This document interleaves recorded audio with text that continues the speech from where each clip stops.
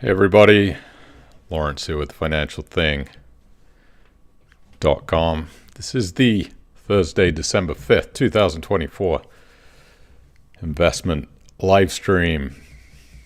How's everybody doing out there? It's nice to see you. Sorry I wasn't able to be here a week ago because of the American Thanksgiving holiday, but back now.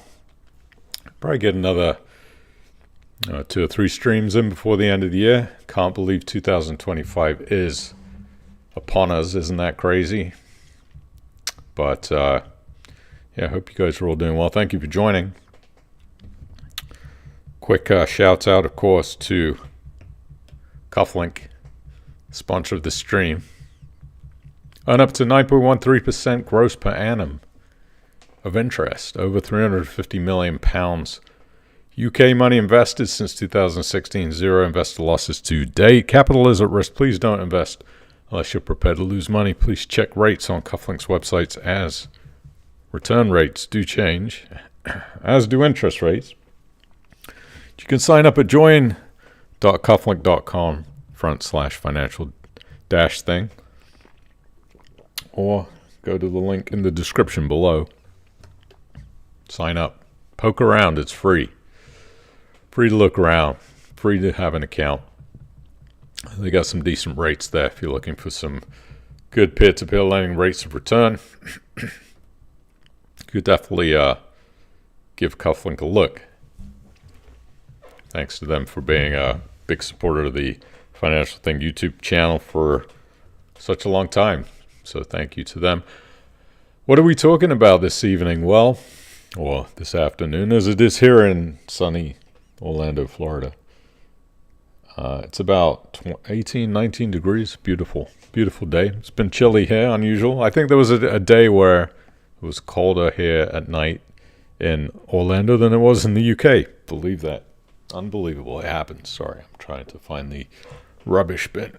Anyway, we are going to talk about some peer-to-peer stuff tonight.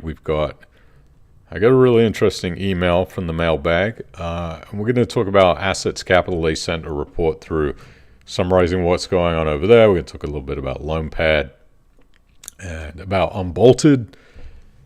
I got a good email saying, which of those two companies do I think is the way to go? So I'm going to give my thoughts on that. Not financial advice, of course, as none of this is, but just purely my opinion. And we have to talk about what's going on in the index tracker world and what's going on with our monstrous Bitcoin week that we've had, finally eclipsing 79,000 pounds, over $100,000 US, which a lot of people have been saying would come in December. Finally did. Some news going on around that and the US Federal Reserve. So, quick hi to everybody in the stream. Oh, of course, shout out to the official wiener dog of the Financial Thing stream, Holly. As you can see, she's pretty happy, ready to learn about finance. And let me know if you like the stream. I don't know. I've been thinking about doing something different for 2025. I don't know what that is. It may be me playing chess online and talking about financial stuff. It may be something else. I don't know. But let me know what you think of the stream. Is there anything that you would like to see change? Of course, we'd always want more guests here. Getting people from financial companies to come on the stream live is not always the easiest thing because of scheduling difficulties. But that is my goal for 2025, is to have more guests, of course. But yeah, give me your feedback and let me know. Do you like the stream? Do you dislike it? If there's anything you would like to see change, let me know. I'm always open to feedback.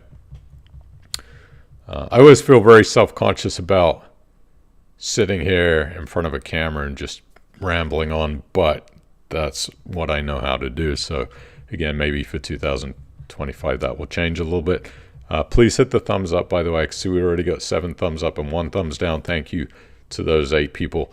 But yeah, please hit the thumbs up or thumbs down if you don't like the stream. Yeah, it's whatever. I'm fine with either, as long as we get engagement, right?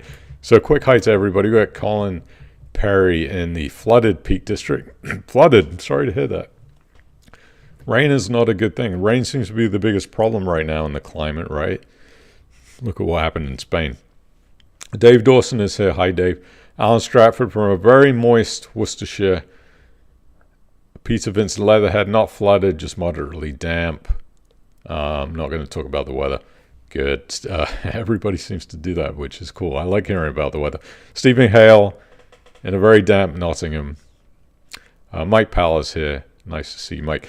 Darren in a showery Cambridge. Anibal Niren in wherever you are, Dorset or Spain. Paul New in a chilly, windy Stockport. Paul Bagworth in Kenilworth. Dave Ellard in a blustery with occasionally sideways rainy Midlands. And Chimp O'Naughty says more peer-to-peer guests. Thank you for the suggestion, Darren. Appreciate that. I do try to do that. We'll see what happens. Plans have definitely more guests in 2025. Not a problem. Let's get into it. I'm going to try to keep the stream relatively good time-wise today because we have quite a lot of stuff to talk about. I hope you enjoy it. Here we go. Folk to Folk was reviewed on Fourth Way. Fourth Way is an interesting website. In some respects, they do a lot of things that I've been able time-wise to do. And I think it's an interesting concept, which Fourth Way does, is to get the peer-to-peer lending companies to provide data to them so they can analyze it and see if these companies are actually reliable and favorable. And the funny thing is the peer-to-peer lending companies themselves actually pay Fourth Way to do this, which is very interesting because I guess if they are a good company and they want their data to be reviewed, that's a good way for them to get in front of people's eyes, and then those people will want to invest through the companies. Some people say it's a little biased. Is it an unbiased way to review companies? I think it's 50-50. I'm not sure. I always try to get Neil Forklift from Fourth Way to come on the stream, and I will continue to do that through 2025. But this story that came out on the alternativecreditinvestor.com, which seems to have less and less peer-to-peer lending news, by the way, which I think goes to show that when a industry is quiet, there tends to be less things to write about, right? Media, they love to pounce on the bad news. Whenever everything is good and just running along quietly, you just don't see that much news and information, which is kind of what's going on right now.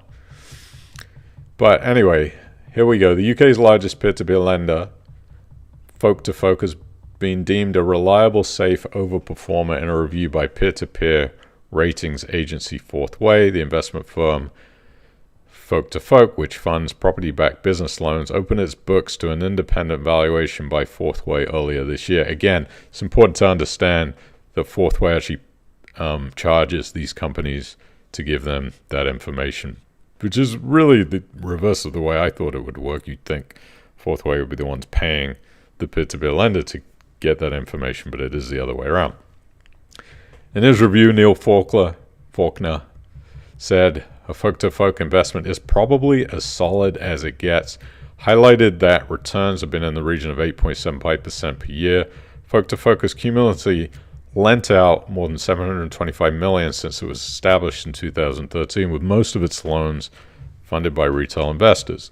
The Fourth Way review also noted that Folk to Folk has funded by far the most UK peer-to-peer loans of any provider in the UK, with plausibly impeccable results for more than a decade. I get asked about Folk to Folk a lot, and one of the biggest problems with Folk to Folk, I think they're doing good things, but it just has a very high entry level point, which for most people is more than they want to risk investing into a private company's loans. So you got to put in a minimum of £20,000. And as far as I remember, I think is it 20,000 per loan? I don't know. I know you got to put in 20K to begin with. A lot of people in P2P lending, when they're starting out, they want to dip their toe in the water. Unless you're a high net worth lender, starting at 20,000 in one company is a big investment to make. That seems to be most of the negative feedback that I hear from folk to folks. But otherwise, most people who invest in folk to folk that I've been in touch with have been really very happy. They're happy to get 8.75% annually over the year, and they think it's a safer product. Personally, I don't invest through folk to folk. I'm not willing to put up 20K to try them out. They have been on the stream. Roy Warren has been here live, and generally I like what I hear from them. I just wish that investment amount was less than 20,000. Moving on. UK mortgage approvals hit the highest level since 2022 as buyers return to the market following interest rate cuts. The interest rate cuts have been relatively small, but it seems to have boosted the demand for mortgages in the UK. Bank of England data showed that net mortgage approvals for house purchases rose to 68,300, up from 65,000 in September. So that's October to September increase. Why do you care about that? Because you care about peer-to-peer lending, obviously. A lot of peer-to-peer lending companies do property-backed loans. So that means there's going to be more builders coming into the market to build houses, and they're going to need more financing. So that's why you care about those types of numbers. PropLend sent out their newsletter for October.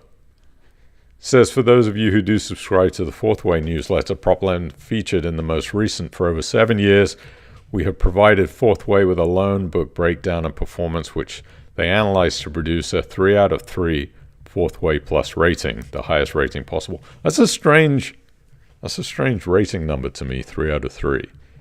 I mean, there's just not much wiggle room, is there, between 0 and 3? I think 5 out of 5 would make more sense, or even 0 to 10. Anyway, this recent feature focused on what other lenders were saying about PropLend rather than Fourth Way themselves. PropLend is featured in the recently published Fourth Way Peer-to-Peer Alternative Direct Lending Index, which showed annualized returns of 7.36% over a period of just shy of 10 years, and most importantly, a lack of volatility within those returns. What do we do when a loan goes wrong? From time to time, loans do go wrong. It's part of the lending process, whether it be borrowers stop paying interest or loans go past the original maturity date as the borrower refinances the PropLend loan with other lender, or selling the property. In some cases, that PropLend is thrown a curveball. It happened recently where PropLend had to step in and actively manage out the process, leading to a successful sale with lenders' monies being repaid in full. Included in that process was a difficulty with the building insurance. PropLend could not allow the property to remain without adequate building insurance in place, so they stepped in and arranged and paid for suitable cover until the property was sold. We engaged with the borrower, the selling agent, both sets of solicitors. The purchaser insisted on the simultaneous exchange and completion, which was always risky on the day everything went to plan. During these processes, it is a fine balancing act. We always try and be as transparent as possible with regular loan updates, but in some cases we're not able to be transparent, and that's because they can't always divulge information publicly. We understand that a lack of loan-specific information can be frustrating at times, but please be assured we are always working in the background in the best interest of all lenders. They probably got some complaints, some people complaining that they weren't providing enough information on a loan that would gone southwards, so that's their rebuttal to that. They also talk in this newsletter about a 350-page scathing report from a group of MPs and peers released in November of this year concerning the FCA, or the Financial Conduct Authority, that these MPs were not very happy. The report said the FCA was incompetent at best, dishonest at worst, and that actions were slow and inadequate, and its leaders were opaque and unaccountable. These MPs, said that the FCA had failed to properly investigate and act on information provided by whistleblowers, and it said a transformation program undertaken by the regulator had not worked. I think some of those claims in the report, I did not read a 350-page report, but I think some of those claims and accusations were probably true. They, in some cases, the FCA has been incompetent. What's difficult is these peer-to-peer lending companies have to pay to the FCA. So they're the people that are funding them, not just peer-to-peer lending. Obviously, many different financial companies in the UK, they do fund the FCA. But the FCA does audit these companies monthly, half yearly, and then annually. So while some financial companies are not probably providing that information as timely as they could, a lot of companies do. I think the fact that the FCA regulates the peer-to-peer lending industry is, for these peer-to-peer lenders to read this, they're probably a little worried that the public might look at this report and go, oh, well, peer-to-peer lenders are regulated by the FCA and the FCA is incompetent, so that means that peer-to-peer lending isn't safe. So it's not a good report as far as how the general public is going to view peer-to-peer lending. It says here, right at the end of the newsletter, I hope that this report does not damn that comfort, talking about the comfort that people feel within a company like PropLend. Also, with the loan book update, they have a total of 77 active loans in PropLend. 97% are paid. One loan is past term. They don't have any bridging and VAT loans right now. They have 77 commercial mortgages. So everything they're holding right now is a commercial mortgage. So it seems like they will be continuing to provide good results for lenders. That is PropLend. We have a quick look at the October 2024 update. I don't think I did this. I know it was sitting in my mailbox before. And there were some important things on this Assets Capital. Assets Capital is not the favorite company within the peer-to-peer lending community because of obviously what's happened in the past. But it says here they have access account cash distributions now up to £47 million, including £9 million distributed during the quarter up to October 10th. I always forget that the UK flips their months. So December 10th, 2024. Don't forget to log in to your Assets Capital account. And if you do have cash sitting in there, try to withdraw that. Just remember they do charge £1, I believe, to withdraw if you do it too often. So I think the best way is just to let some of the money accumulate and then withdraw every few months.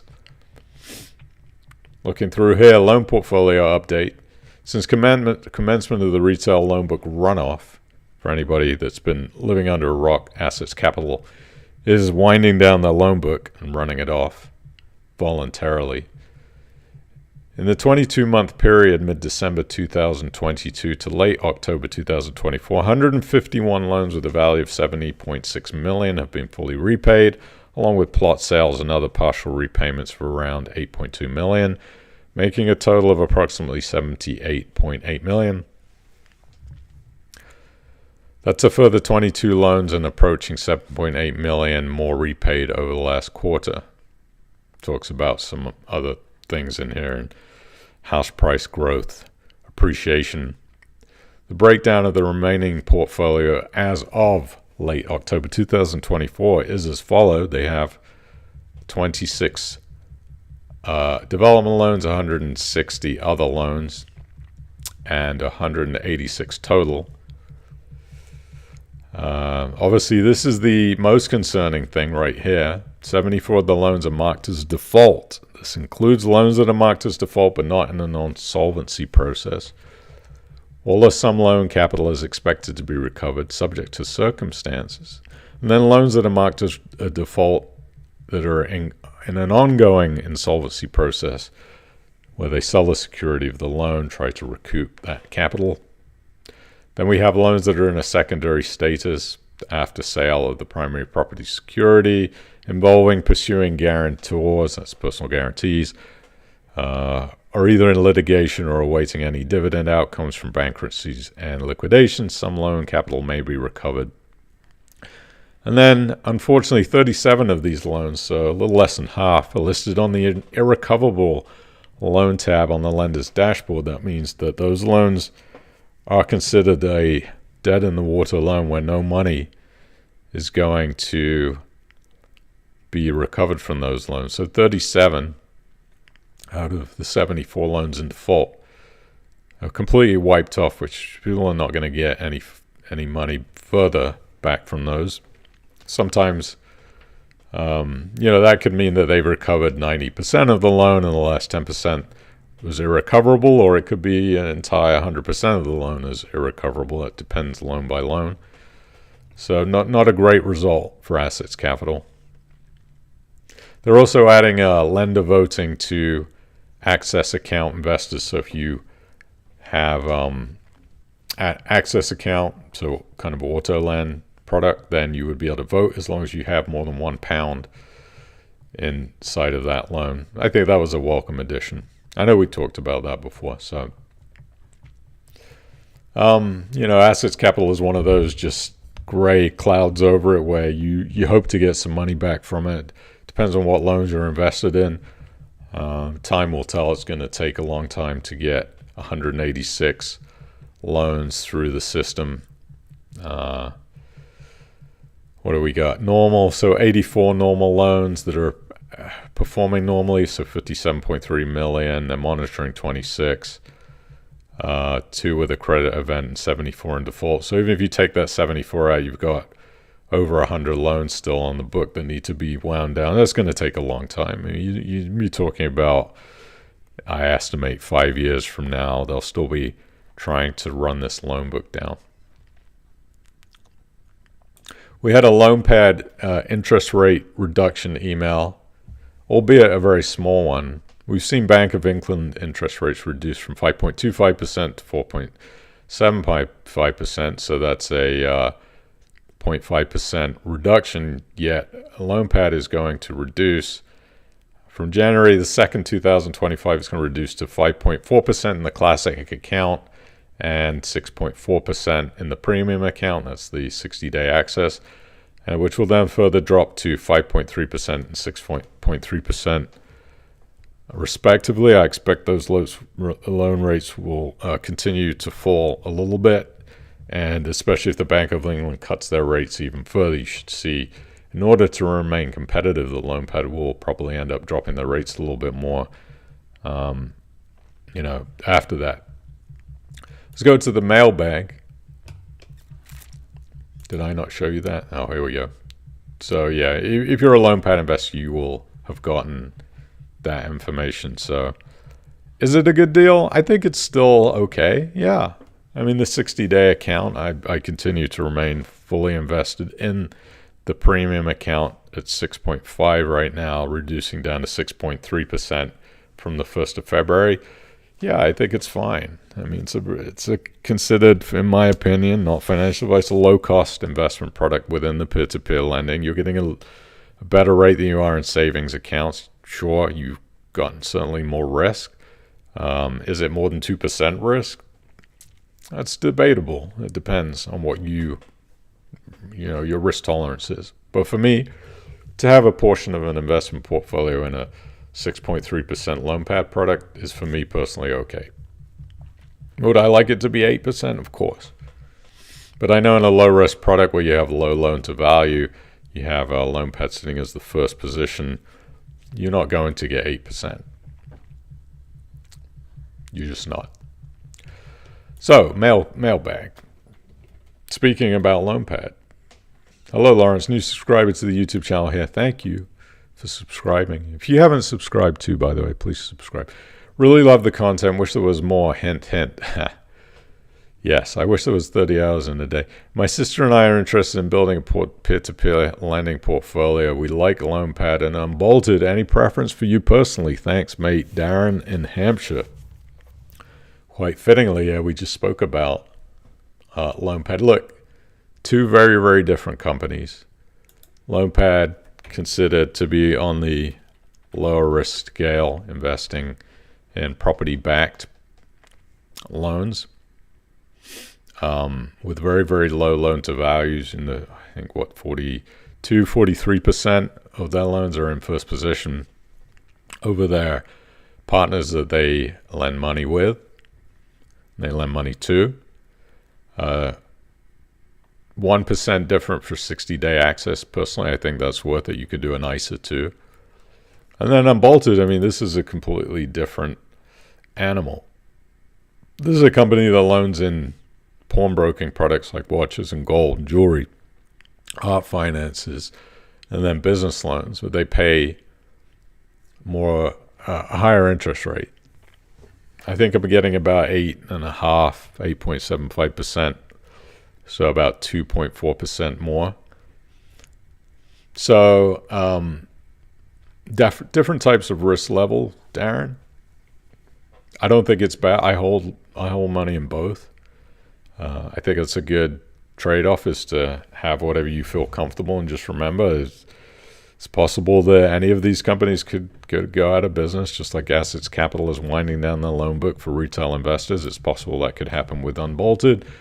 Not saying it will. It could happen to LoanPad. So having a mix and not putting all your eggs into one basket is a good idea. I definitely have more money invested in LoanPad than I do in Unbolted, but again, that's just personal risk tolerance as to what I feel comfortable with. I've been to LoanPad's offices multiple times and sat down with the owner, Louis Schwartz, in London, and I feel good about their business. I've met with their lending partner, Hanf, in person. This is the company that LoanPad started with and did the most business with at the beginning, and I just felt really comfortable about what they were doing, and I understand their business. And the way that Louis has set up this business is very different to the rest of the peer-to-peer lending world.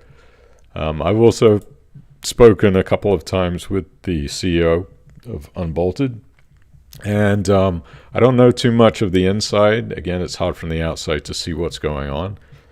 I did try to set up a meeting to go visit the offices of Unbolted once, but I was unable to do that just because of their scheduling. But they've been doing a pretty steady business. They know what they do. They're experienced in the pawnbroking world. If it was paying more like 10, 11, 12%, I would be probably 50-50 weighted, but at mid 8%, no. I don't think that interest rate is high enough for me personally to take on more risk.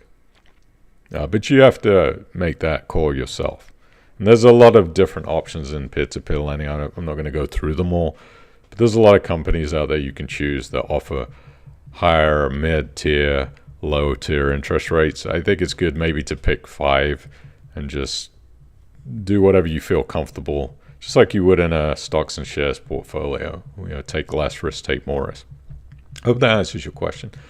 In other news, I don't know if you saw this. There was quite a interesting announcement on November 27th that the SEC has approved a 24x exchange in the U.S. It's basically going to allow trading of U.S. securities 23 hours of every workday. So, I think this is a cool thing, because for anybody that buys or likes the cryptocurrency market, you do that 24 hours a day, 365 days a year. And some people want to be able to buy and sell stocks after the 9:30 a.m. U.S.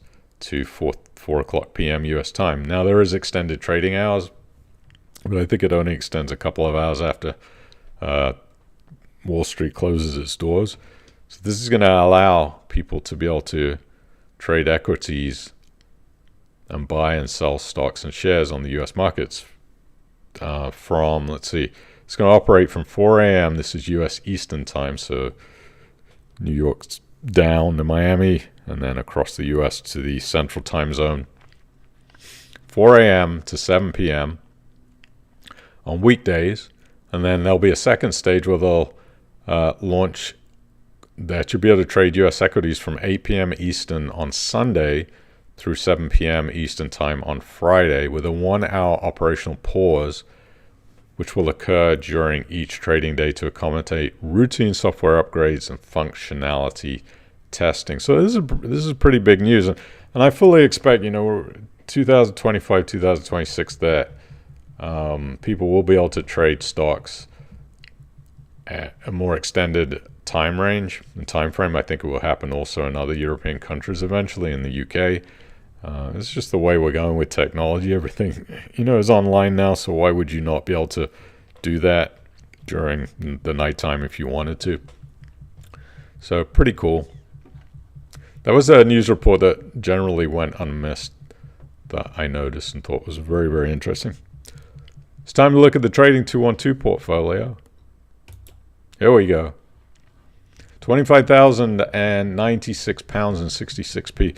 I did manage to make a donation to the Forest Home Hospice for this year.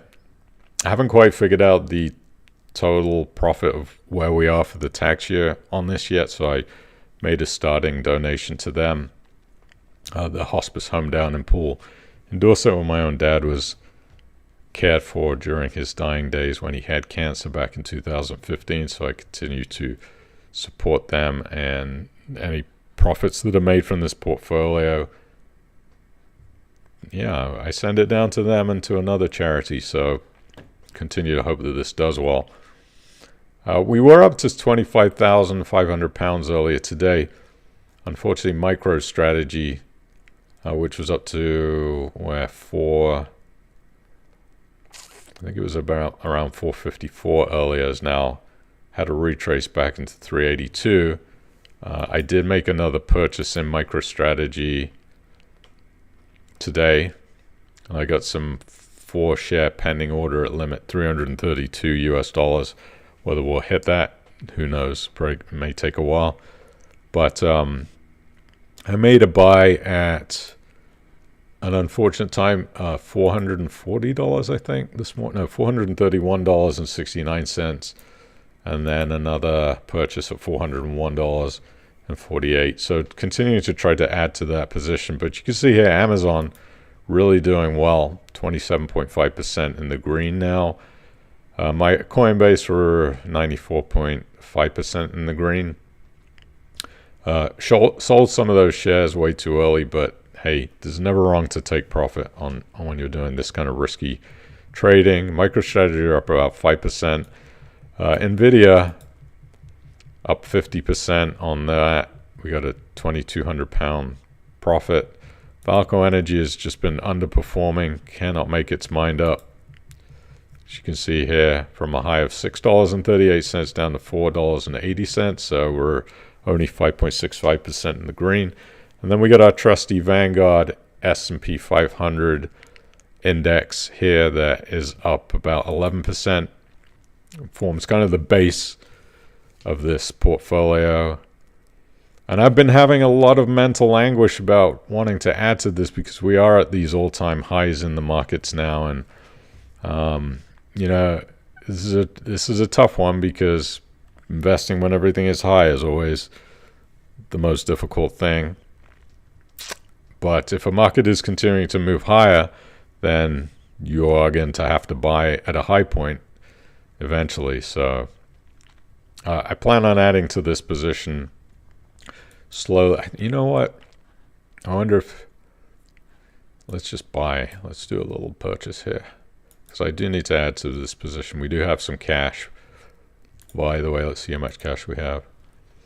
Sitting on 6,153, so... Let's just bite the bullet instead of trying to time the market.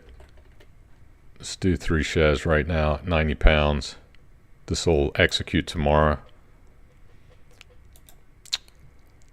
There you go. Live on the stream. Order placed. That'll execute in 12 hours. So But in general, the portfolio is doing well. It's going to have volatility. This MicroStrategy position will move the portfolio up and down a lot because of obviously the volatility of that stock, but it's doing well. Back to the mailbag. Lawrence, could I trouble you for an answer to a question? Yes, you can.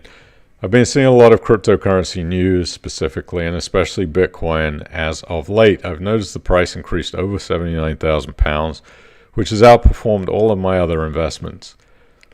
I've been having the urge to dip my toe in the water, but I need to sell some of my index tracker to do so. Am I too late to the party? Could you share your thoughts? Cheers, Trevor in Birmingham. I have been asked this question more times in the last 3 weeks than anything else. As people try to chase the fastest moving investment. And you can see here, look, Bitcoin's already retraced back to £77,000. So there you go. It's been a big week for cryptocurrency. It's right now 98,970 US dollars. So we've seen this market high, which is a big price breakthrough for Bitcoin, 103,437 US dollars. And then we've had this, people take profits, obviously, as they probably should, but a huge uptick in the price. And I mean, the simple answer to this, Trevor, is, again, it depends what your risk tolerance is. And when I get asked this question, I generally have the same answer because I've been following Bitcoin since 2013. I didn't talk about it much back then because I think we were all trying to figure out what it was. And I have my own theories about what is going to happen to this financial product that has been called a Ponzi scheme. I've heard every single argument out there, and you have to formulate your own theory. The only way you can do that is you're going to have to read, and you're going to have to do research. I think this is, and I tell everybody to go to this website, unchained.com. If you are interested in learning, you really want to get into the meat and potatoes of what Bitcoin is, just Google gradually, then suddenly, and go to unchained.com and read these articles. There are several great articles by Parker Lewis that I think is the single best resource really understanding what it is that you're buying. And everybody should understand what they're buying. Having said that, selling part of an index tracker to buy Bitcoin, again, depends on what your risk tolerance is. And my Trust US Index Equity Fund continues to perform. Right now, we had a price of £1,072.53. So we look at the price of where this product has gone, even from, say, a year ago. Let's see where we are. Let's go to November 4th. So 1,072, which is, I believe, an all-time high. We can go back to November and £773. So it's gone up £300 over the last year, a little bit more than a year. The mental tough fight that people have when they're looking at something that's getting a lot of hype is this want to jump around and say, well, they're looking at their peer-to-peer lending portfolio going, Jesus, I'm getting 6.3% in loan pad when Bitcoin's going up 50% a year, or my index tracker's been going up 10% a year. And the want is to jump from one thing to one thing to one thing. And I could tell you that's a really financially damaging thing to do, because what generally tends to happen is if you jump from one thing to the other, you're going to be on the wrong side of things. You're going to jump into a product at the wrong time, and it's going to fall, and you're going to look at your account, it's going to be in the negative, and then you're going to want to sell to stop the bleeding. The best strategy, Trevor, is to come up with a game plan of what you're comfortably happy risk-wise with, and then stick to it and say, okay, I'm comfortable taking a 10% allocation in peer-to-peer lending and a 10% allocation in Bitcoin. and a 80% allocation in a tracker. And then write that down on a piece of paper and put it up on your wall and get your allocation to that amount. So if you've got £1,000 you want to invest, you put 1,000. You put 100 into peer-to-peer lending. You put 100 into your Bitcoin purchase, and then you put 900 or 800 into your index tracker, and then you just stick to that. And as you get older, your risk tolerance amount might change when you get closer to retirement. If you have all of your net worth inside of investment products like this, you couldn't stomach a 50% retrace backwards in the stock market, then you don't want to be so high into index trackers. Maybe you want to consider bonds or more cash. So it's a really difficult question to answer because everybody has their own tolerance for risk. I think using a percentage allocation to each thing that you want to invest in is really the best way. And then, really stick by that. If you find that one of your investments has increased in value so much that it's making your allocation too high, and sell some of it and rebalance. That's what we call by rebalancing. If you got too much in stocks, you want more in peer-to-peer lending, you sell some stocks and put more into peer-to-peer lending so your percentages stay even. I'm not here to persuade anybody to do one thing or another. It doesn't matter to me if you buy Bitcoin or not. My opinion, I have my own opinion about what I think about it. I think Bitcoin's mislabeled many times. I really get tired of hearing the Ponzi word used. Bitcoin is not a Ponzi scheme. People need to really Google what that word Ponzi means, and it doesn't really relate to Bitcoin in any way. It's a very mystical investment product, but do your own research. Go to unchained.com, read that. There is one thing I do say that is very important to do is just hold on to what you have. This is a great post. Hopefully you can see this. Let me just zoom out a little bit here. There we go. Bitcoin, this is a chart, a list that somebody put on Twitter. On Thanksgiving Day every year since 2009, the prices, all you had to do was hold it. Starting at 2010, which nobody was doing at this point. But look at even 2016, $739. And then the next year, 8,731, up 1,000%. Then down 54% the next year, up 78% the next year, up 162% the next year. 2021, up 214%. Then down 72%. Look at that. If you can't stomach these types of volatility flushes, then it's not for you. And now we're sitting 2024 on Thanksgiving Day. This was November the 25th, I think.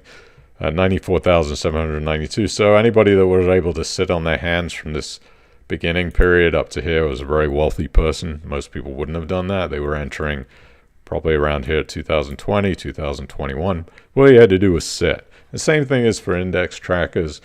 Unless you see something crazy going on, you just sit on your hands and wait. It's the best thing to do.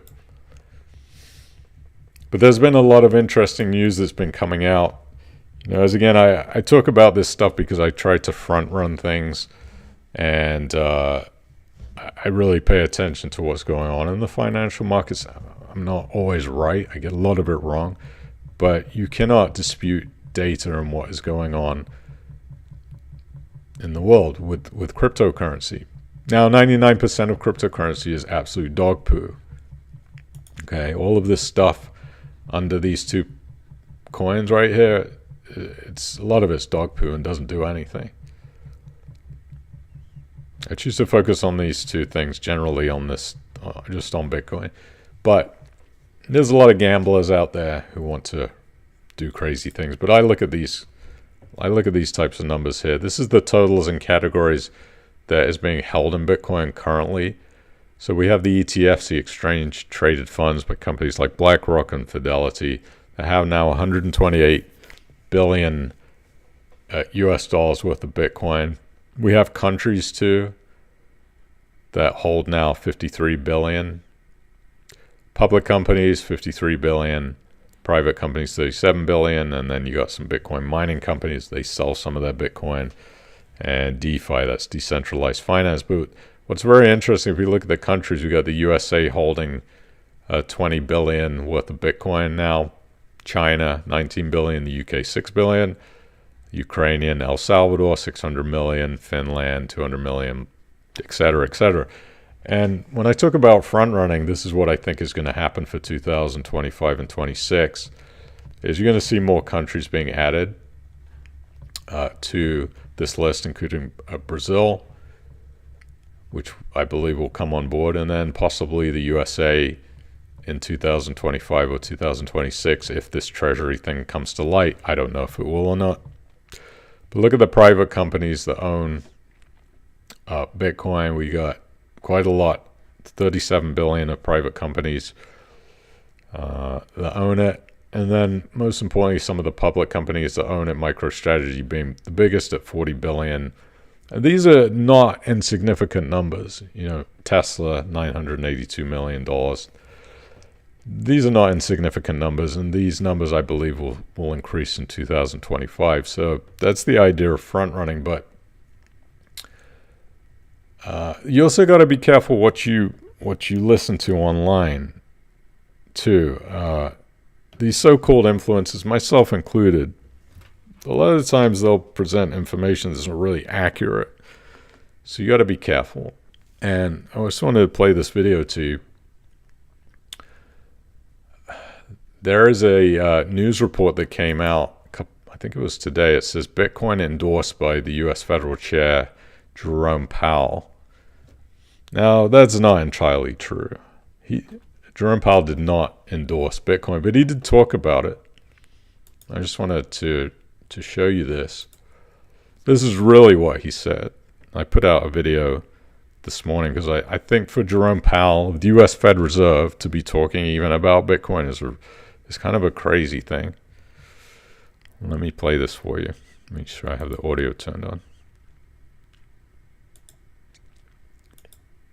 We would want the interaction between the crypto business and the banks to not to threaten the health and well-being of the banks. That's thing one. The other one just is, to the extent anybody's doing that through a bank, we would want the public to, if people are buying crypto products and things like that, it's sort of a consumer protection aspect of it. Would you ever own it yourself?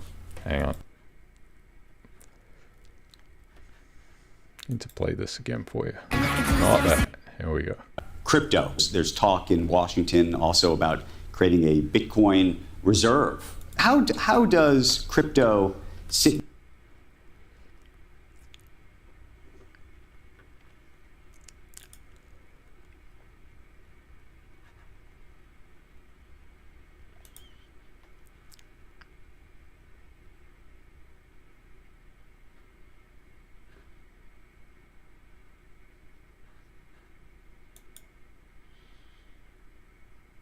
I don't think you can hear this, but hang on.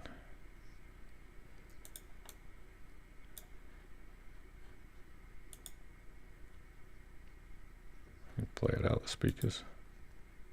Right, it's like gold. It's just like gold, only it's virtual. It's not a competitor for the dollar. It's really a competitor for gold. Crypto. There's talk in Washington also about creating a Bitcoin reserve.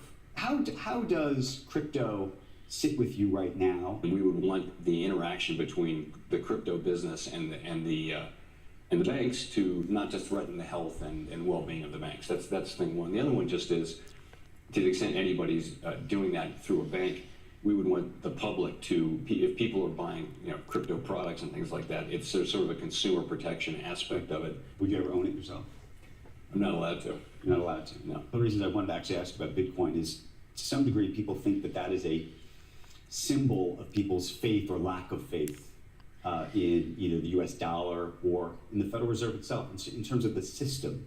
People use Bitcoin as a speculative asset, right? It's like gold. It's just like gold, only it's virtual. It's not a competitor for the dollar. It's really a competitor for gold.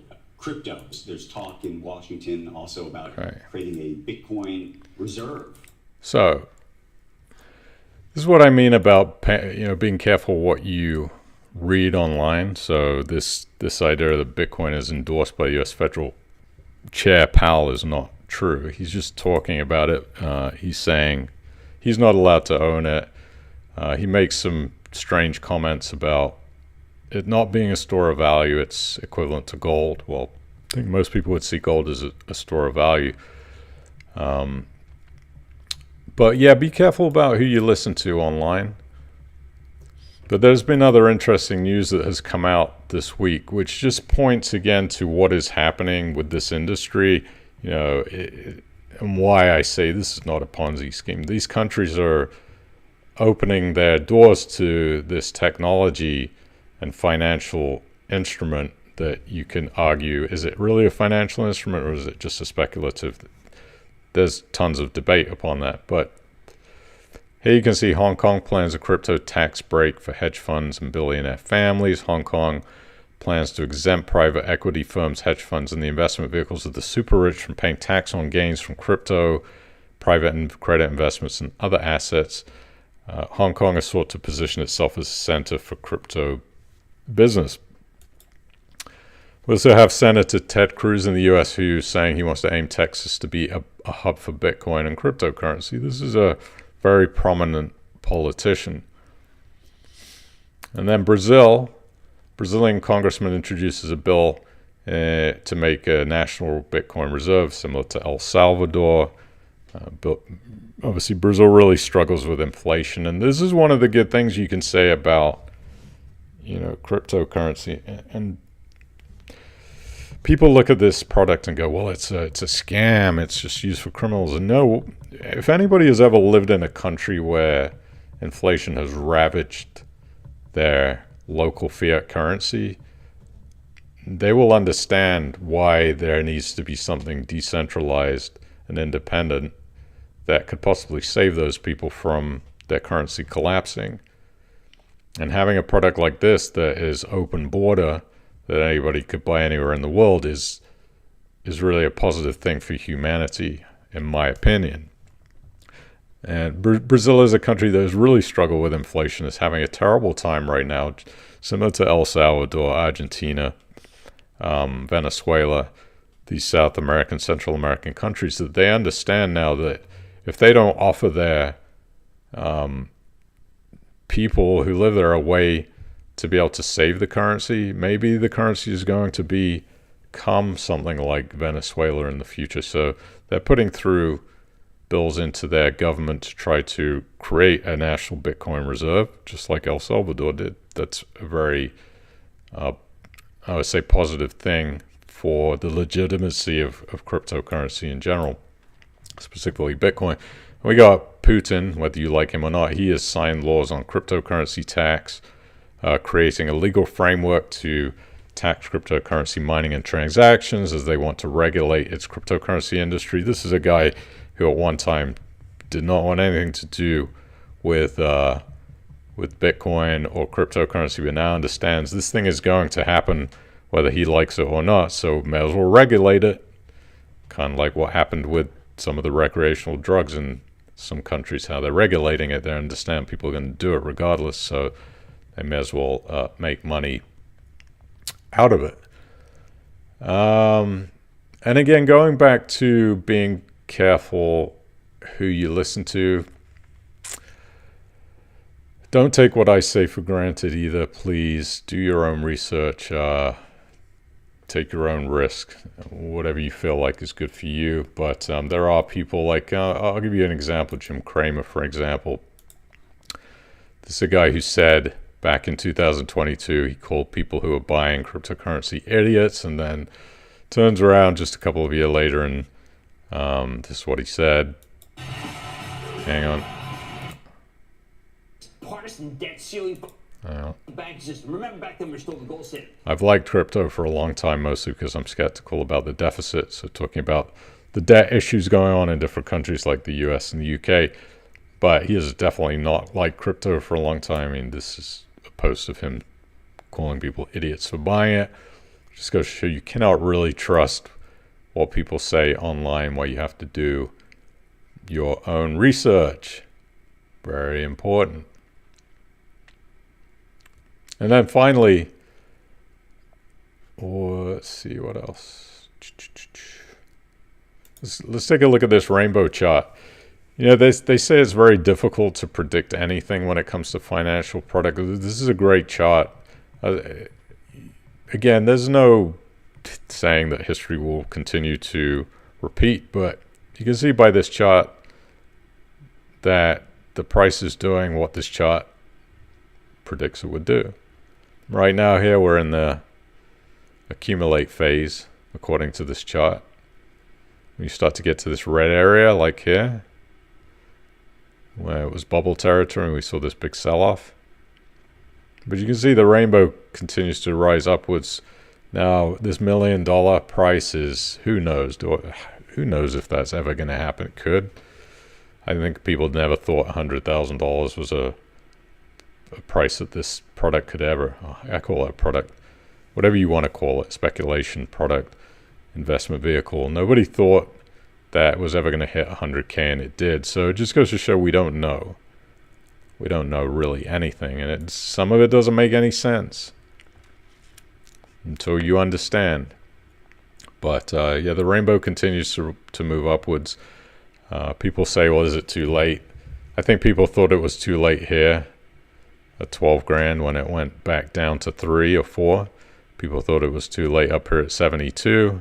Retraced down to 29,000. Again, here at 66, retracing back to 16. There's always a is it too late question.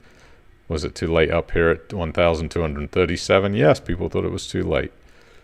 This is why I think it's important to have a strategy you stick to. If you don't like this type of product, don't buy it. It's simple. Absolutely don't buy it.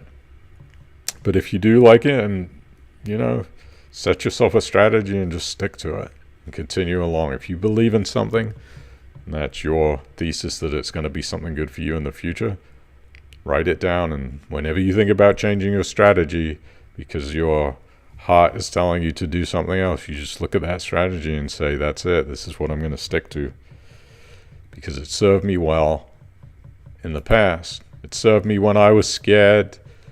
I was scared to buy index trackers back in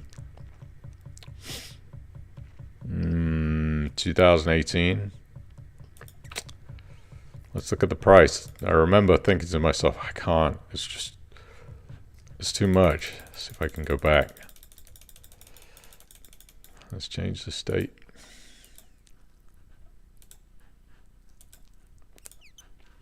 I can remember being absolutely petrified putting money into this index tracker, this Vanguard US equity tracker.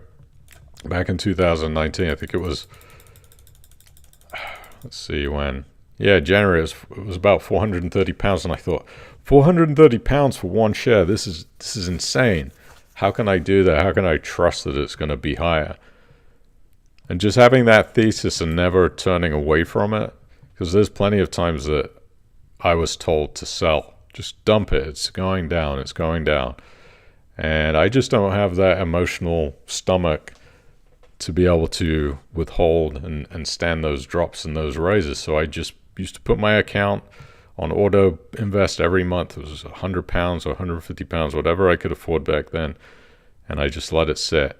And as you can see today, 1,072 pounds.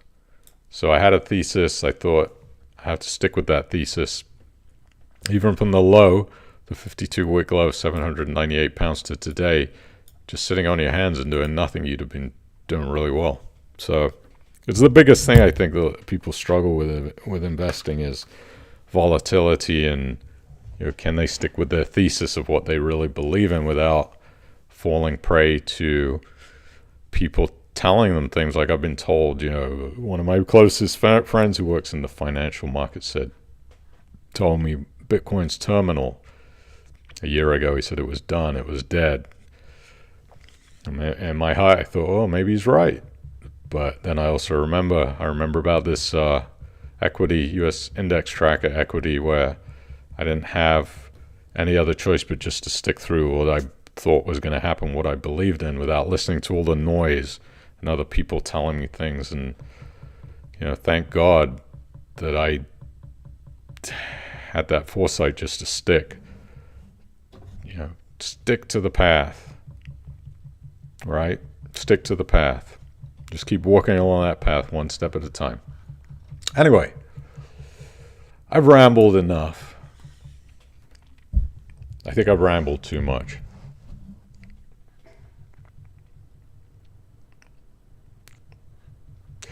And it was back in 2016. Somebody said to me, was it 16? No, it's 2021. Somebody said to me, Bitcoin is a Ponzi scheme. And then a couple of weeks ago, they texted me and said, maybe I was wrong, but I'm still not sure. And I said, well, just look at the returns. That's all you got to do is just look at the returns. It's been the best performing asset that I've personally ever come across. And will it continue? I have no idea. I can only look at from here today, going backwards. And I think 158,000% from start to today. Just it is what it is. The numbers, they don't lie. So there you go. All right, I think I've done. Hey, if you enjoyed the stream today, please hit that thumbs up. I'm going to be back next Thursday, all being well. I hope you enjoyed the information. I hope you enjoyed the peer-to-peer stuff. I hope you enjoyed the Bitcoin stuff. Let me know if there's any suggestions that you have. If you would like to see something on the stream that I am not doing for you. Would you like to watch me play chess? Get beaten? Dave Ellis said, love to have a representative from CrowdStacker. What's CWU? I don't know what that is. I'll reach out to CrowdStacker. Let me make a note. Hang on.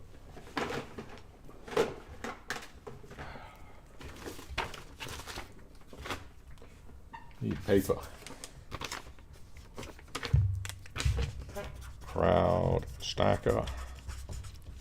See if we can get them on here. See, I take suggestions. Crowd with us, okay. Crowd with us. Cufflink put some new deals on earlier. Yes, they have been pretty active. Cufflink ticking along nicely. Peter Vince likes the 3 out of 3 rating on Fourth Way. Okay.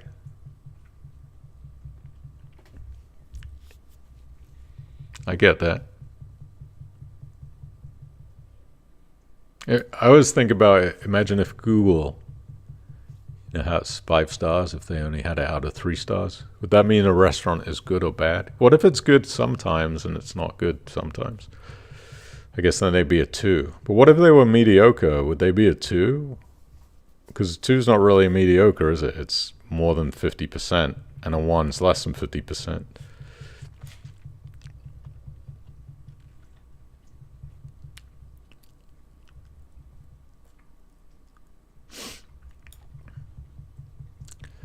Mike Powell says, you only have to read the first bit of the 350-page FCA audit, which covers peer-to-peer.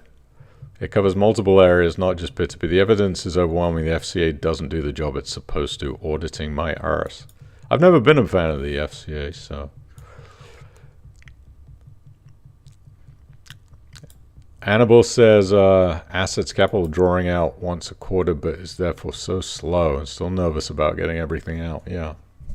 I mean, you could always pay £1, right? You have to line the assets capital coffers, give them an extra £1 to get your money out and make you feel safe. Hello from France. Hello, Patty. Bonjour.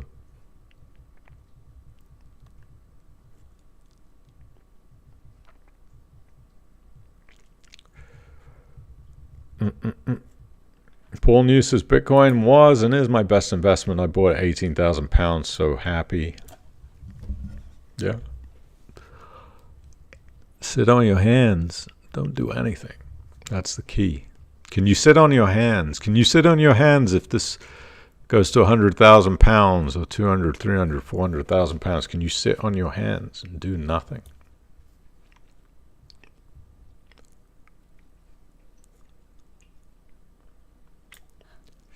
Have to watch out for capital gains tax now. I assume not held in an ISA. I'd use my 3,000 yearly to take some profit.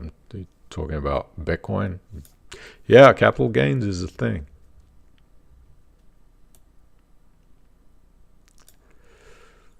Unnamed UK defined benefit pension scheme put 3% into Bitcoin, 50 million pounds branded as deeply irresponsible. I saw that. I think you posted that in the Facebook group. Yes, of course, they're deeply irresponsible. Some people don't understand. But that's okay. That's okay. Now, I was never here to persuade anybody to do anything. Decision, right? Who is branding them as deeply irresponsible? And yes, they will be branded as deeply irresponsible even when and if the price of Bitcoin were to hit, 750,000 pounds per Bitcoin, they'll still be branded as deeply irresponsible, even though they made the pension fund money, for sure.